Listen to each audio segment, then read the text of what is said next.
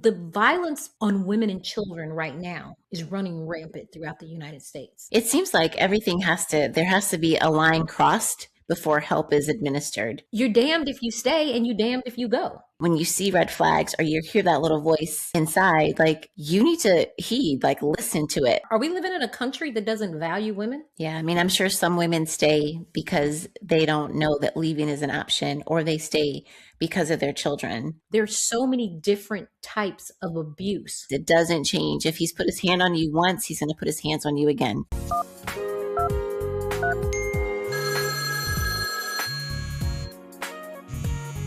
It's Wednesday, everybody, and welcome to the Pickup Line. It's been a week. A lot of things going on with women this week in the news, and we wanted to just touch on some of the hot topics that are happening with the women in the news this week.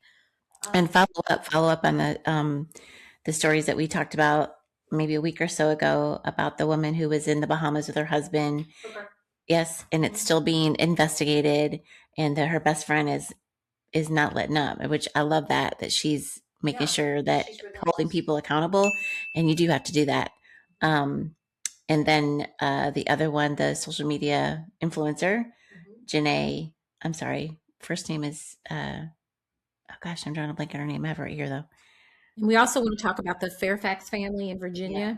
Ashley Janea, that's what it was. Janea, we want to talk about the Fairfax family in Virginia, where they were giving the senator a lot of empathy for his mental health. Meanwhile, he unalived his wife, his children, and his wife was a healthcare provider. And it's just becoming more and more prevalent that men are unaliving their wives, or that we just earlier today in Alabama, there was a young guy that killed his 24-year-old wife that had just given birth to their baby. He killed her and then he shot himself. And unalived himself. So, what do you think?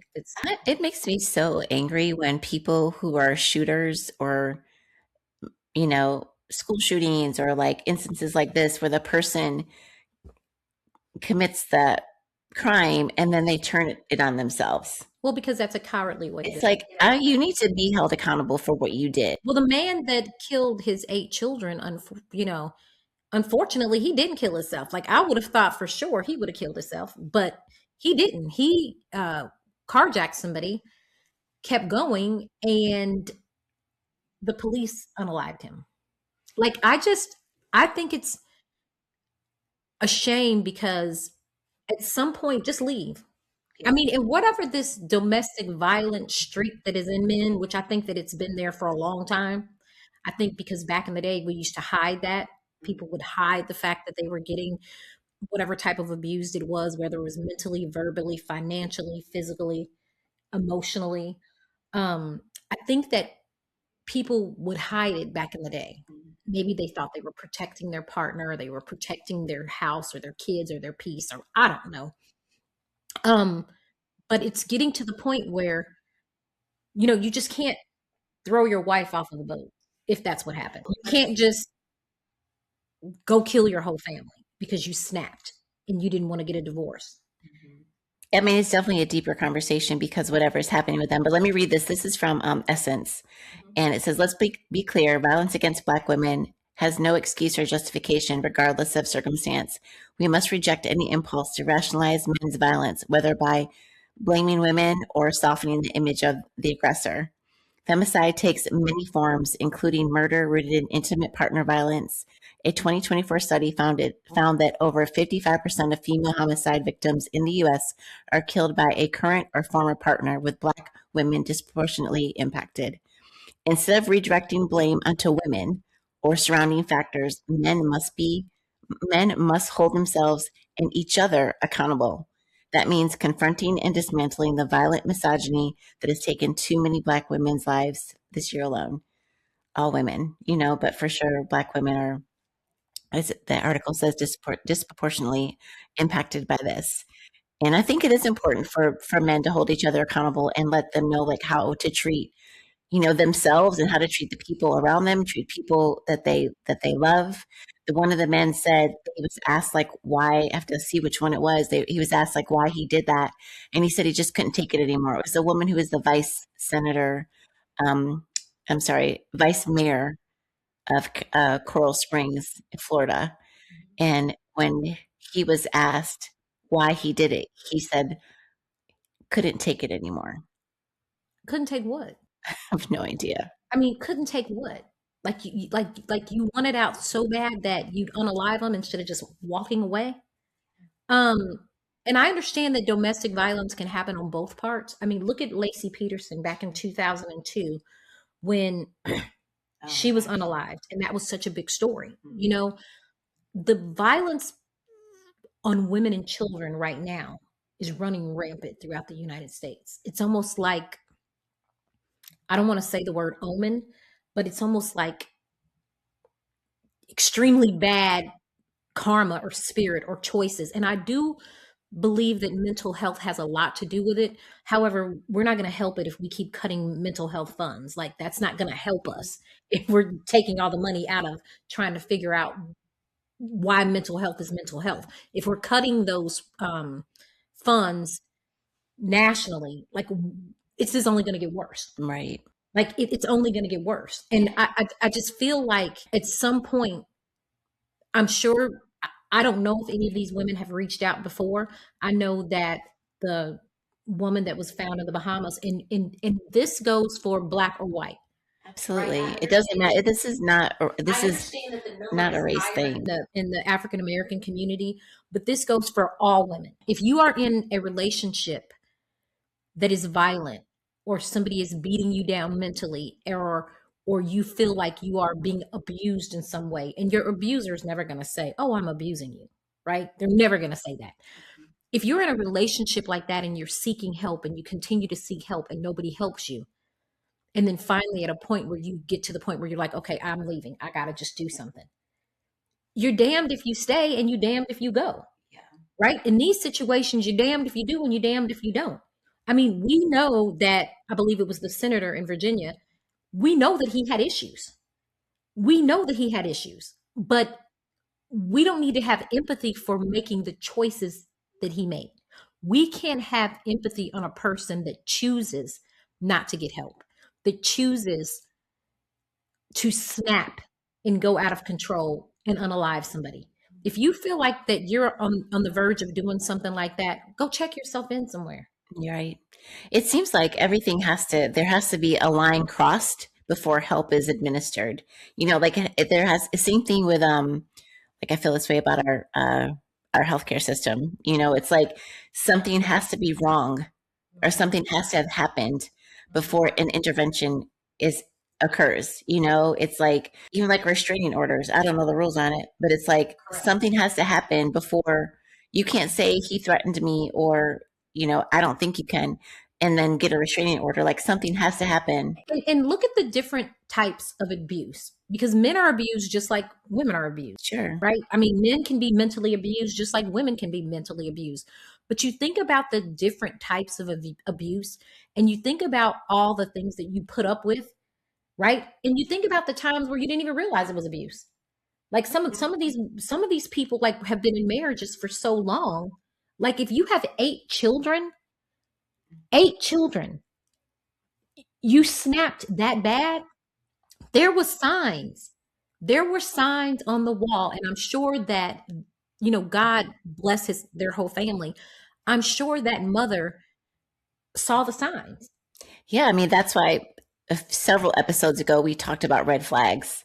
And, you know, and it was light the way we talked about it. But honestly, when you see red flags or you hear that little voice inside, like you need to heed, like listen to it, at least pause to unpack what you might be experiencing or what that sense might mean, you know, because, you know.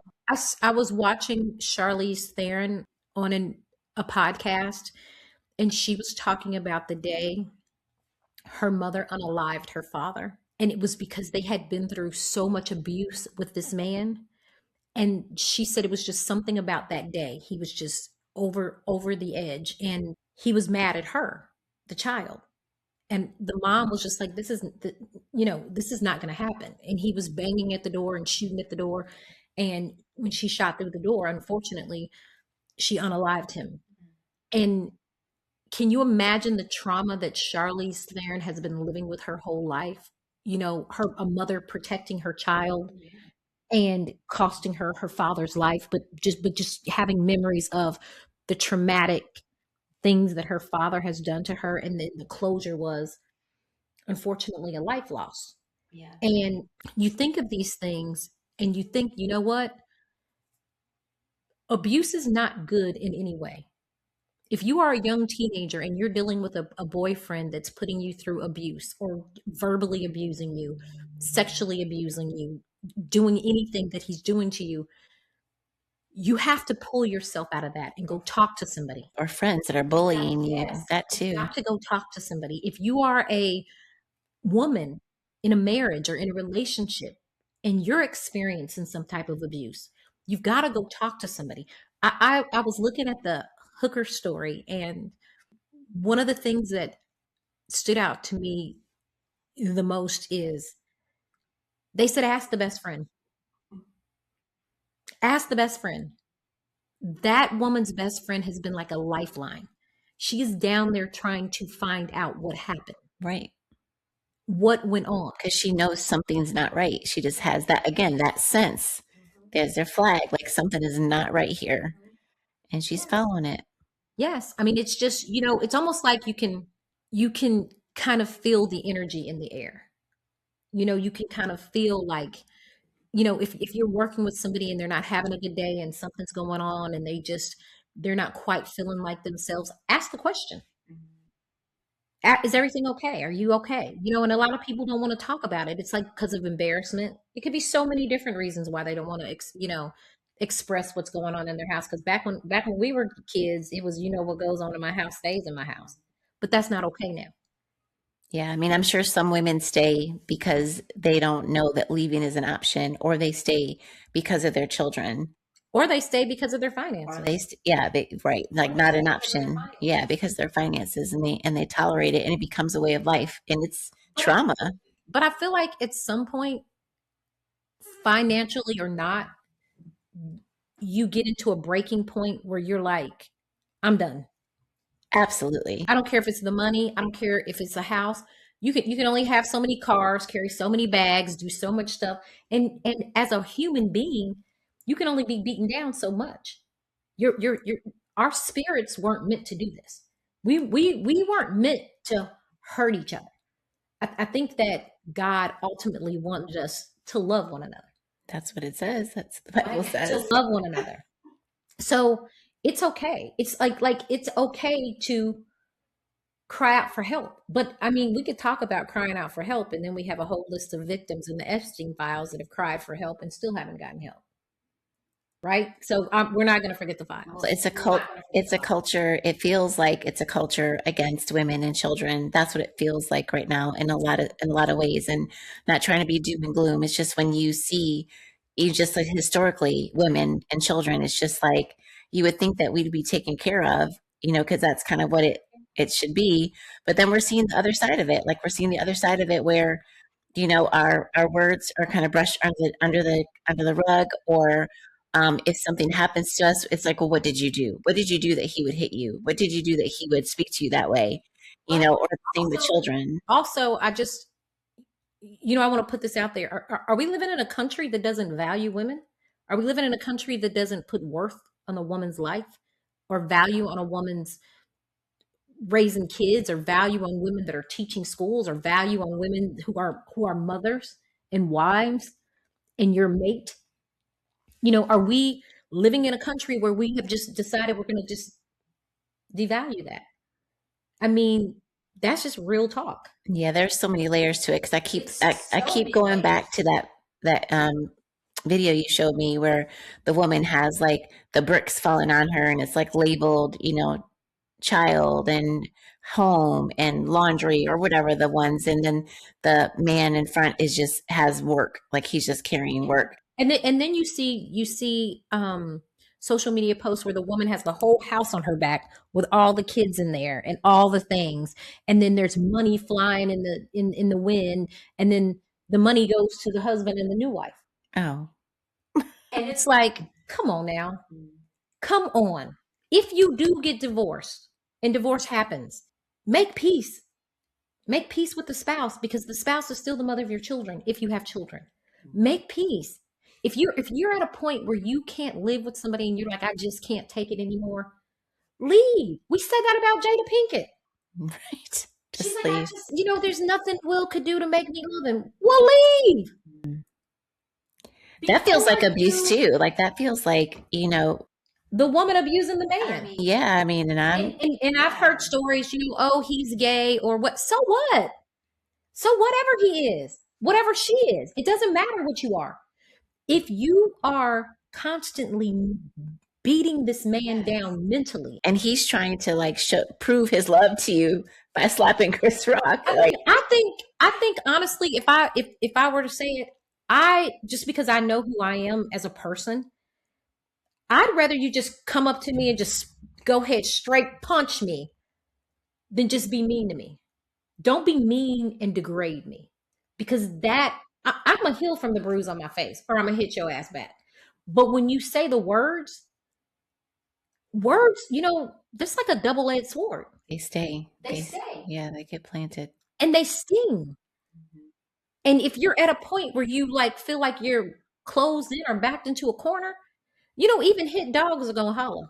I mean, well, to when we were talking about Charlize Theron, it's like the minute I don't care who it is, but if you go after your child, like a mother is not going to stand for anyone going after their child. And these women that we're seeing, and it might be real, it's on social media, so who knows, but the women that are allowing for their boyfriends or their husbands to get in the way of their relationship with their child and not believing what their child is saying, there's no way. That's not acceptable. They obviously haven't seen a lion. The lion can roar, but wait till that lioness comes out. Exactly. She's like, you move your ass out of the way.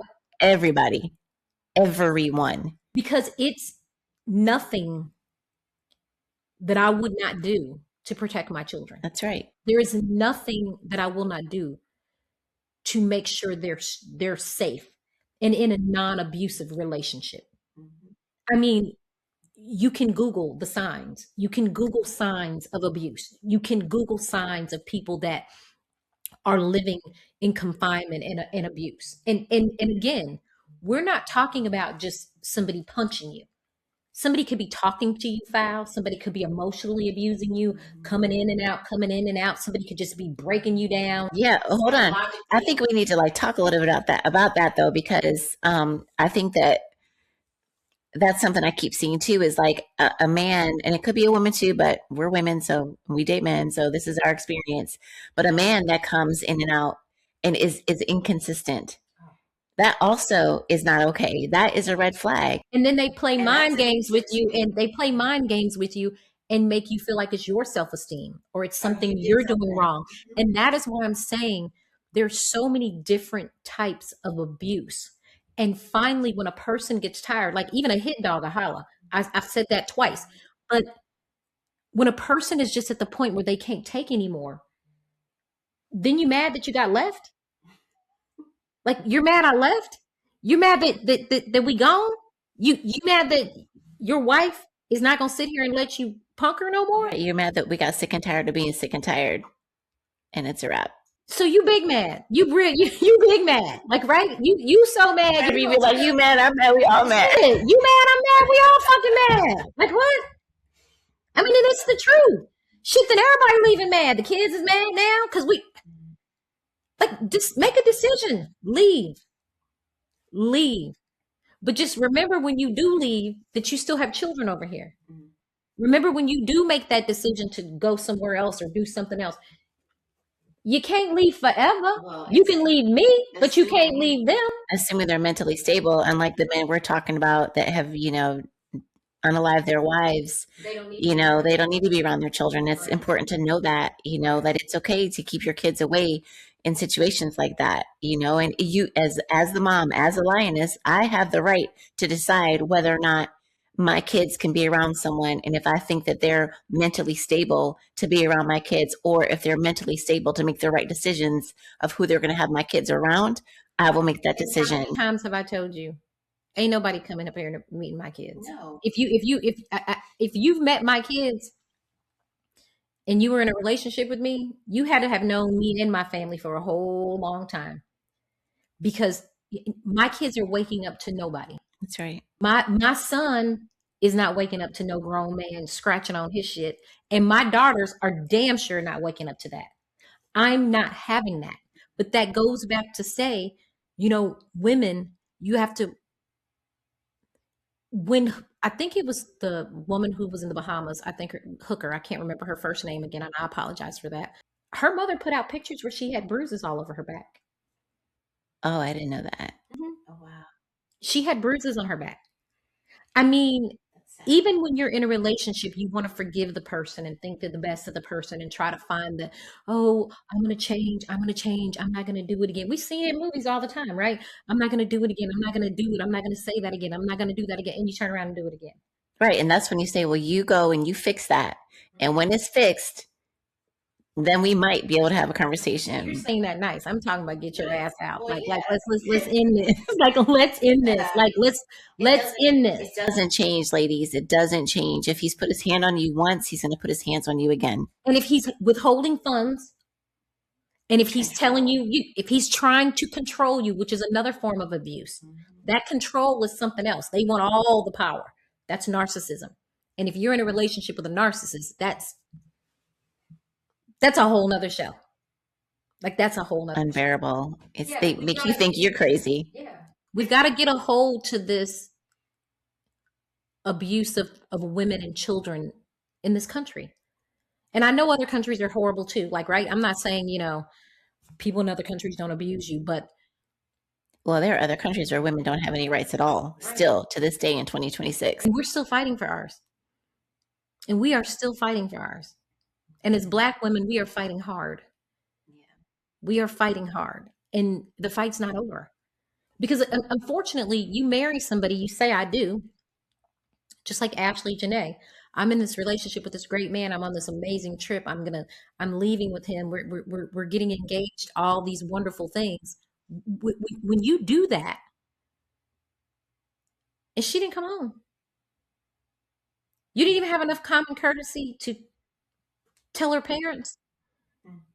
You waited a couple days. I'm not sure if he waited a couple days or if he didn't tell the parents at all. Both waited a couple days. The Bahamas guy and the Zanzibar or Tanzania guy, I forget his name.